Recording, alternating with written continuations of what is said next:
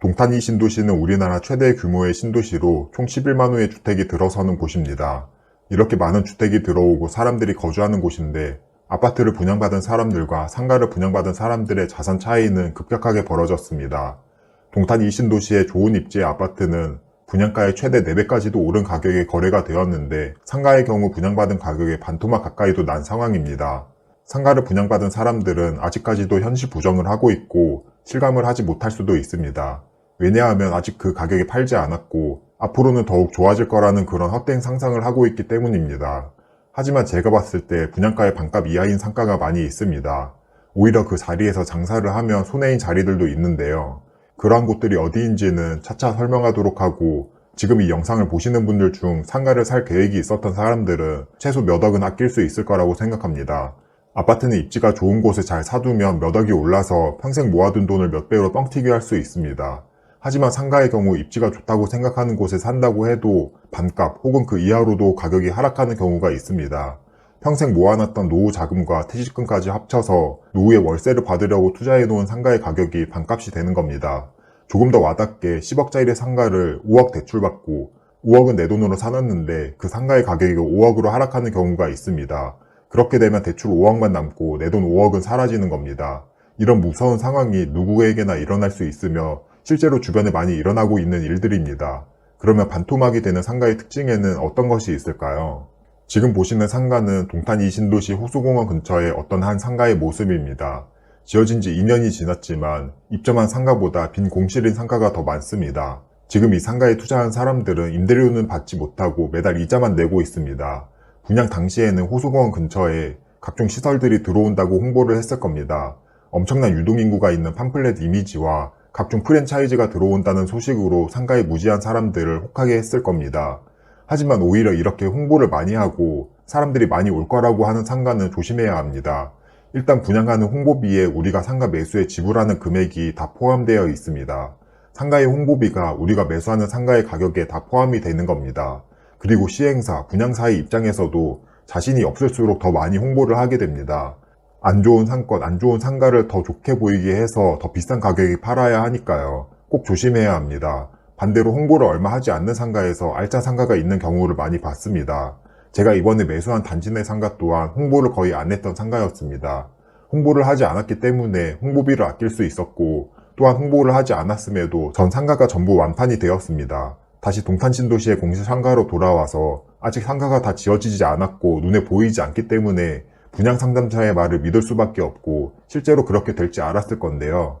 이런 상가의 특징에는 크게 두 가지가 있습니다. 첫 번째로 상가의 개수가 너무 많고 배후 수요와 유동인구가 이를 받쳐주지 못합니다. 자본주의 시장에서 가장 기본적인 원칙은 수요와 공급입니다.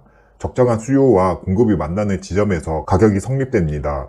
수요 대비 공급이 너무 많다면 가격은 하락할 것이고 공급 대비 수요가 많다면 가격은 상승할 것입니다. 아파트를 예로 들면 아파트를 계속 지어서 공급이 많아지면 거주할 수 있는 사람은 한정적인데 아파트만 계속 많아지니 아파트가 남아돌게 되고 아파트의 가격은 하락합니다.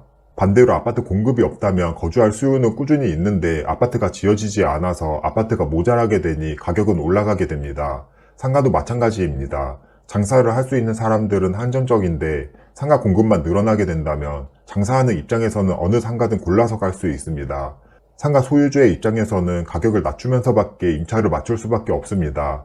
반대로 상가의 공급이 너무 적어서 상가가 너무 없다면 장사하려는 사람들은 그 적은 상가라도 들어가려고 할 겁니다. 상가 소유주의 입장에서는 임차인을 골라서 받을 수 있고 임대료 또한 올려서 받을 수 있습니다. 이렇게 상가의 개수가 너무 많다는 점이 가격이 반값이 되는 상가의 특징입니다. 무엇이든 기본에 충실하라는 말이 있습니다. 부동산의 기본 또한 수요와 공급입니다. 상가가 많이 들어올수록 뭔가 화려해 보이고 있어 보이지만 상가를 매수하는 입장에서는 절대 좋은 게 아닙니다. 분양 홍보팀에서는 좋은 상가로 포장하고 홍보하기에 좋습니다. 상가가 많으니 그만큼 사람들도 많이 다니고 모든 사람들이 모일 것 같은 이미지를 만들기 쉽습니다. 하지만 상가의 경우 정반대로 생각해야 합니다. 오히려 상가가 없을수록 그 상가는 잘 됩니다. 사람들이 갈 수 있는 상가가 얼마 없으니까요. 이 점을 반대로 생각하기 쉽지만 꼭 기억하시면 좋을 것 같습니다. 반값되는 상가의 두 번째 특징은 가격이 비싸다는 점입니다. 요즘 분양하는 상가 가격을 보면 정말 너무 비쌉니다. 신도시의 상가 가격을 보면 평당 1억씩 하는 상가들도 많습니다. 이런 상가들은 임대료를 평당 40만원씩은 받아야 합니다. 예를 들어서 전용 10평짜리 상가의 매매가는 10억이고 임대료는 보증금 5천만원에 월세 400만원은 받아야 합니다. 그런데 월세 400만원을 내면서 그 월세를 감당할 수 있는 상가가 얼마나 될까요?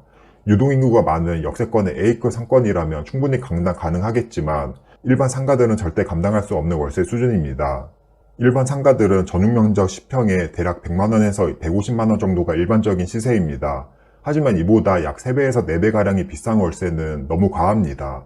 여기에 상가의 개수까지 많다면 그 상가는 월세 400만원은커녕 100만원도 받기 힘들 겁니다. 여기서 상가가 공실인 상태를 유지하는 이유 또한 나오는데요.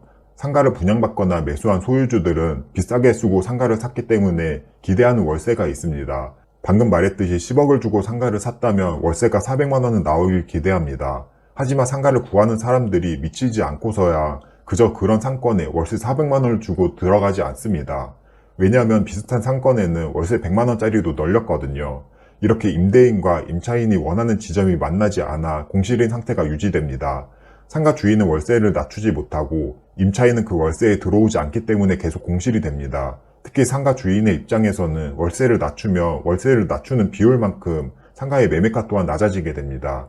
예를 들어서 상가의 월세를 400만원에서 200만원으로 낮춘다면 상가의 매매 가격 또한 10억에서 5억으로 하락합니다. 즉 월세가 반토막이 되면서 상가의 가격 또한 반토막이 되어버립니다. 이렇게 몇 년이 지나다 보면 매달 대출이자와 상가의 관리비를 내고 더 이상 버티지 못해서 월세를 확 낮추고 임차를 맞추게 됩니다. 이 순간이 오면 이제 상가의 공실이 하나둘 해결이 되어 갑니다. 상가 주인은 결국 상가를 산 순간부터 대출 이자와 관리비를 매달 내면서 손해를 보고 결정적으로 월세를 깎으면서 상가의 가격 또한 하락하게 됩니다. 이 과정에서 이익을 얻는 곳은 상가를 시행하고 분양한 곳이 되겠죠. 제가 상가에 대해 너무 무섭고 암울한 이야기만 한 것 같은데 반대로 좋은 상가를 산다면 시세 차익은 물론 월세도 안정적으로 받을 수 있습니다. 저도 총 5개의 상가에 투자한 만큼 확실히 말씀드릴 수 있는데요. 제대로 된 방향성만 안다면 오히려 아파트보다도 쉬운 게 상가 투자입니다. 하지만 그 제대로 된 방향성을 아는 게 생각보다 어려울 뿐이죠. 제가 봤을 때 상가에 대해서 제대로 아는 사람들이 많지 않습니다. 특히 본인이 직접 상가에 투자하고 수익을 내는 사람은 더더욱 많지 않습니다. 최근에 제가 투자한 상가는 단지 내 상가 입찰을 통해서 낙찰을 받았는데요. 해당 상가는 낙찰받고 연락처를 주고받은 부동산을 통해서 프리미엄 3천만원에 매수할 사람이 있다고 팔라고 했습니다. 저는 당연히 해당 상가를 팔지 않았습니다. 왜냐하면 그 프리미엄에 몇 배 이상의 가치가 있다고 생각했기 때문입니다. 상가 투자의 방향성을 찾기는 어렵지만 그 제대로 된 방향성만 안다면 정말 쉽습니다. 몇 가지 공식만 알고 조사하는 방법만 안다면 볼 게 그리 많지 않습니다. 특히 지금은 고금리 시기가 되어서 상가의 경우 힘든 시기를 겪고 있습니다. 힘든 시기를 겪고 있다는 말은 상가를 소유한 분들에게는 안 좋은 소식이지만 매수하려고 대기하는 분들에게는 좋은 시기입니다. 즉 상가의 경우 위기이므로 매수 대기자에게는 엄청난 기회가 있는 시기입니다. 투자는 상황이 안 좋을 때, 저렴해졌을 때 싸게 사는 게 가장 중요하거든요. 이 상가 투자의 방향성에 대한 내용에 대해서 추후 유튜브 영상이나 체크리스트, 전자책의 형태로 나눠드릴 계획입니다. 관심 있으신 분들은 구독해 주시거나 아래 고정 댓글에 카톡 채널 추가해 주시면 추후 알려드릴게요. 오늘 영상을 요약해보자면 동탄신도시의 아파트 가격은 몇 배가 올랐지만 호수공원 근처의 상가는 가치가 몇 억은 하락했고 공실 또한 넘쳐납니다. 가격이 반토막이 되는 상가의 특징에는 첫 번째로 수요 대비 공급이 많다. 두 번째로는 가격이 비싸다는 점이 있습니다. 그럼 오늘 영상도 끝까지 봐주셔서 감사드리고 도움이 되셨다면 구독과 좋아요 부탁드립니다.